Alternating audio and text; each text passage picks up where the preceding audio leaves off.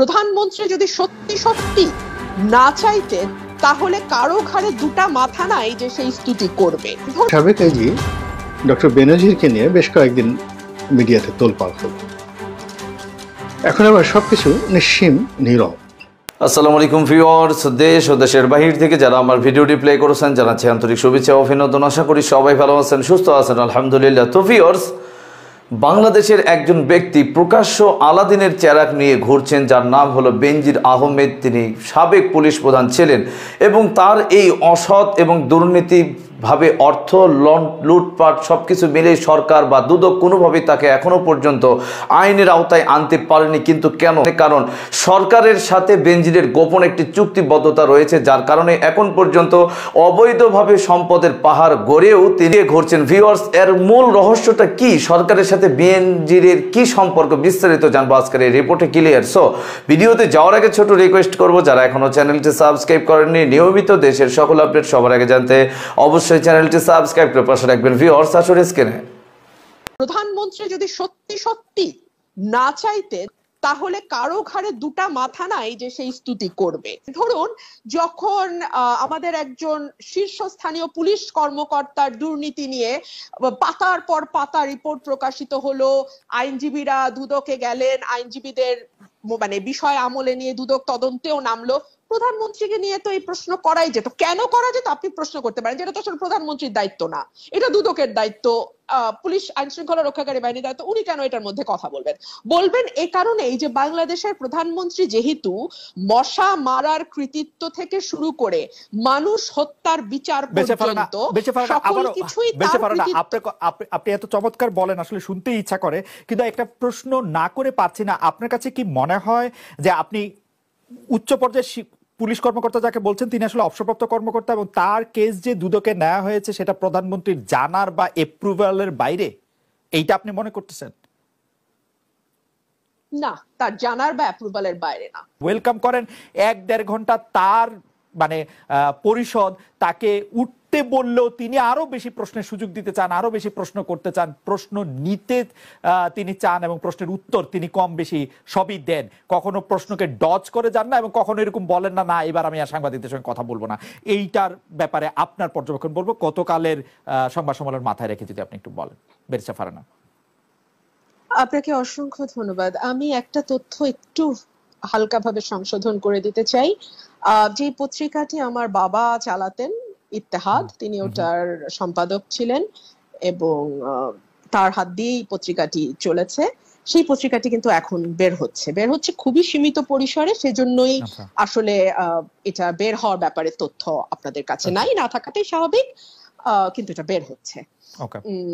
আর দ্বিতীয় যে কথাটি আমি বলতে চাই, যে আমার জন্ম 80-র দশকে, তখন আমার বাবা ইত্তেহাদ পত্রিকার সম্পাদক ছিলেন এবং সেই সময় আমি যেটা অভিজ্ঞতায় দেখেছি, উনি খুব রেগুলার বেসিসে জেলে যেতেন এই পত্রিকাটার কারণে।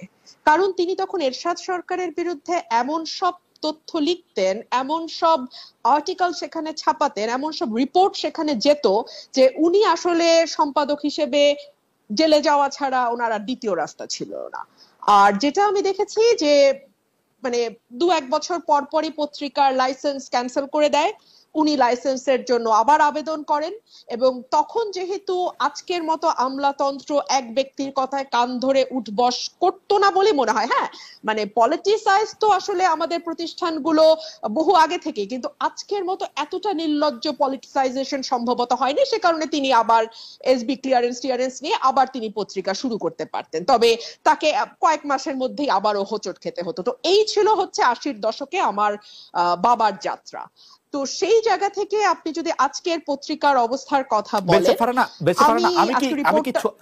আপনি কিছু মনে করবেন, আপনি গল্পটা তুললেন বলে আমি মনে করলাম 80-র দশকে সাংবাদিকতা পড়াশোনা নিয়ে যেহেতু আমাদের ইতিহাসও পড়তে হয়, ইত্তেহাদ যতটা গুরুত্বপূর্ণ পত্রিকা, সেই মানের গুরুত্বপূর্ণ কোনো পত্রিকার সম্পাদককে এই 15 বা 16 বছরে ঘন ঘন জেলে যেতে হয়েছে, ডিক্লারেশন বাতিল করা হয়েছে, সেই উদাহরণ কি আপনি দিবেন?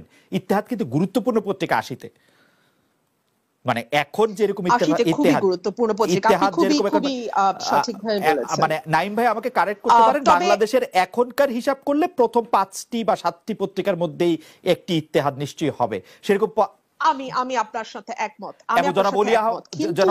এটাও ভুলে গেলে চলবে না, জি এটাও ভুলে গেলে চলবে না যে 80-র দশককে আমরা একজন স্বৈরাচার এরশাদের দশক বলে জানি।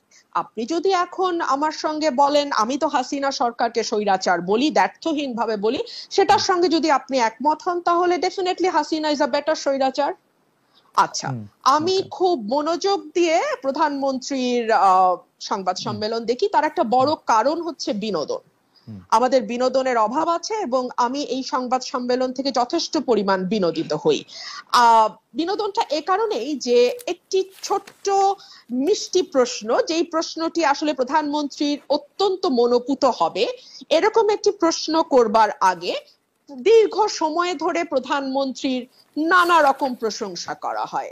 এমনকি আঞ্চলিক ভাষায় মানে আমি আসলে বলেই ফেলি, এই বেডির সময় ফসল ভালো হয়, এই মানুষটি ম্যাজিক লেডি, এই ধরনের কথাবার্তাও খুব চমৎকার ভাবে বলা হয়। এবং আপনি অস্বীকার করবেন বলে আমার মনে হয় না, ওই সময় তো ক্যামেরায় ওনার ফেস ধরা থাকে, ওনার যেই উচ্ছ্বাস, আনন্দ এবং চাপা গর্ব আমি দেখি, তাতে আমার মনে হয় চাহিদা যোগানের একটি চমৎকার আয়োজন সেখানে হয়। একটা কথা খুব স্পষ্ট, প্রধানমন্ত্রী যদি সত্যি সত্যি না চাইতেন যে এই স্তুতি স্তাবকতা চলতে থাকুক, তাহলে কারো ঘাড়ে দুটা মাথা নাই যে সেই স্তুতি করবে।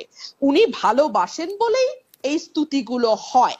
এবং প্রশ্নগুলো আপনি লক্ষ্য করবেন, ধরুন যখন আমাদের একজন শীর্ষস্থানীয় পুলিশ কর্মকর্তার দুর্নীতি নিয়ে পাতার পর পাতা রিপোর্ট প্রকাশিত হলো, আইনজীবীরা দুদকে গেলেন, আইনজীবীদের মানে বিষয় আমলে নিয়ে দুদক তদন্তেও নামলো, প্রধানমন্ত্রীকে নিয়ে তো এই প্রশ্ন করাই যেত। কেন করা যেত আপনি প্রশ্ন করতে পারেন, যেটা তো আসলে প্রধানমন্ত্রীর দায়িত্ব না, এটা দুদকের দায়িত্ব। পুলিশ আইন শৃঙ্খলা আমরা খালেদ মহিউদ্দিন এবং রুমিন ফারহানা টকশো থেকে বিস্তারিত জানলাম। এখন আমরা সরাসরি গোলাম মাওলা রনি স্যারের সাথে যুক্ত হব। বেনজিরের সাথে সরকারের সম্পর্ক, ফারহানা টকশো থেকে বিস্তারিত জানলাম। এখন আমরা সরাসরি গোলাম মাওলা রনি স্যারের সাথে যুক্ত হব। বেনজিরের সাথে সরকারের সম্পর্ক, আগামীতে এ ধরনের বেনজির আরো কতগুলো জানা অজানা তৈরি করেছে শেখ হাসিনা, বিস্তারিত রিপোর্ট জানবো গোলাম মাওলা রনি স্যারের কাছে। ডক্টর বেনজির কতটুকু ক্ষতি হচ্ছেন এটা বলা যাচ্ছে না, কিন্তু মানুষের যে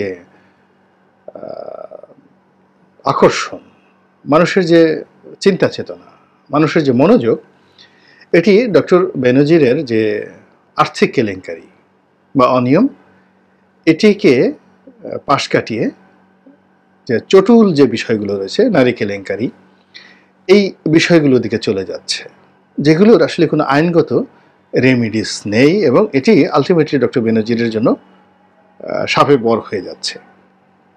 এর কারণ হলো যে সকল বিষয়গুলো বলা হচ্ছে হয়তো পাবলিক জানছেন, পাবলিকের সঙ্গে তো ডক্টর বেনজিরের কি দরকার, অনেক পাবলিক দূর থেকে জানে যে তার এটা আছে, আমরা তো অনেক লোককেই জানি, কিন্তু কার্যত যখন তার সামনাসামনি যাই তার সঙ্গে কথা বলারও তো সুযোগ আমরা পাই না অনেকে।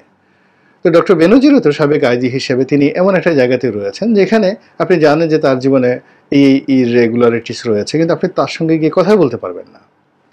দ্বিতীয়ত, সাধারণত এই ধরনের সমস্যা যখন সৃষ্টি হয় তখন পরিবারের মধ্যে ছেলে মেয়েদের সাথে একটা গণ্ডগোল হয়, দাম্পত্য জীবন, পারিবারিক জীবন হ্যাম্পার্ড হয়। কিন্তু ডক্টর বেনজির বা ওনাদের মতো যারা লোকজন রয়েছেন তারা ওয়েল টেস্টেড, তাদের কর্মকাণ্ডগুলো পরিবারের এবং আশেপাশের বন্ধুবান্ধব দীর্ঘদিন ধরেই জানেন, এবং এই ধরনের ঘটনা প্রকাশিত হওয়ার পর বরং আরও ডক্টর বেনজিরের চরিত্র ভালো হয়ে যাচ্ছে। এর কারণ হলো পরিবারের আশেপাশের লোকজন হয়তো চিন্তা করতে আরও বড় কিছু, আরও মন্দ কিছু, কিন্তু যখন এরকম ছোটোখাটো বিষয়গুলো আসছে তখন মনে হচ্ছে না এরকম বড় বড় পদে থাকলে এরকম হতেই পারে।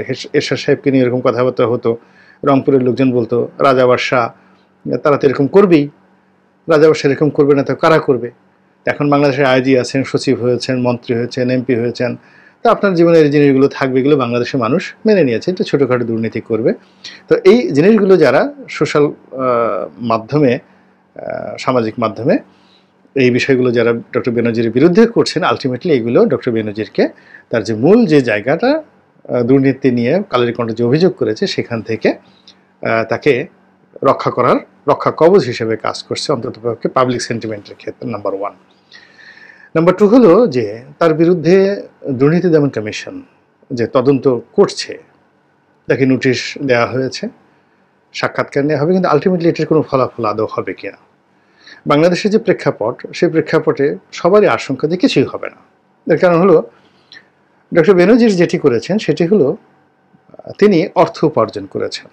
এখন সেই অর্থ উপার্জন আপনার ক্ষেত্রে মনে হতে পারে অবৈধ, মনে হতে পারে ঘুষ, দুর্নীতি, কিন্তু তিনি তো কোনো সাধারণ পাবলিক নন, যথেষ্ট ইন্টেলিজেন্ট, লেখাপড়া করেছেন ইংরেজি সাহিত্যে, এরপর আবার বিজনেস ফ্যাকাল্টি থেকে আবার তিনি আলাদা ডিগ্রি নিয়েছেন ঢাকা বিশ্ববিদ্যালয়ের, এরপর আবার ডক্টরেট করেছেন, পুলিশের আইজি হয়েছেন, জাতিসংঘে তিনি চাকরি করেছেন, শান্তিরক্ষা মিশন এবং জাতিসংঘ হেডকোয়ার্টারে, এবং জাতিসংঘ হেডকোয়ার্টারে D5 গ্রেড বলা হয়, সেই D5 গ্রেডে তিনি কর্মকর্তা ছিলেন, যেটি এশিয়ার খুব অল্প পুলিশ কর্মকর্তার ভাগ্যে এই ধরনের উঁচু পদে যোগদানের সৌভাগ্য। এবং সেই পদে চাকরি তিনি ইস্তফা দিয়ে, সে চাকরি কিন্তু তার মেয়াদ ছিল, এবং ইস্তফা দিয়ে তিনি বাংলাদেশ পুলিশে শেখ হাসিনার আহ্বানে এসে ডিআইজি অ্যাডমিন হিসেবে যোগদান করেছেন। তো তিনি সে ফিডার খাওয়া কোনো ব্যক্তি নন,